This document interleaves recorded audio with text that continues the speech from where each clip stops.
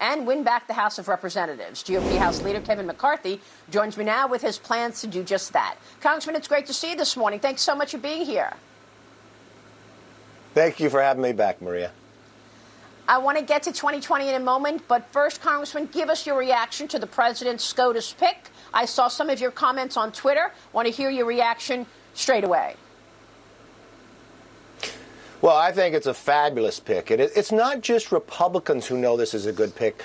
Look at this, Maria. Even those who are Democrats who may disagree with her on her philosophical beliefs personally, Noah Feldman, the key Democrat witness that Nadler brought in for impeachment, has even written in Bloomberg that she is so highly qualified and deserves to serve on the court. And that's really the only question you have before her. Will she uphold the Constitution?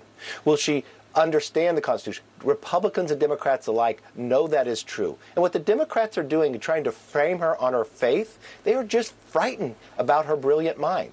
And there's something much different about this as well. Just as Ruth Bader Ginsburg shattered those ceilings and inspired young women, she is doing the same. I watched my own daughter yesterday watching her, not even just as a brilliant mind, but as a mother and others, and just thought in her mind she could do anything. That is inspiring as a nation for all of us.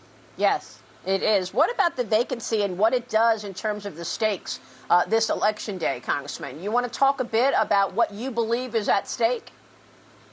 I mean, what if this election is contested, for example? You'll need a ninth voice, right? You'll need a ninth voice if this election is contested. You need that, and we've watched that many times before, and I think everybody in this country knows it is a different situation. You have so many states who are now using mail-in ballots who are not prepared for it. We watched the horrific job that New York had done, where they're disqualified people. We're now watching that we're seeing ballots that had voted for President Trump thrown aside by a contractor. How many other times will that happen? They're not prepared for it, and that could make a real problem. So we need a court that is filled all 9 seats for not just an election, but also anything going forward, that they have a separate branch of government that they can make a decision. Well, this is a really important point that you're making in terms of what's going on with the fairness of this election.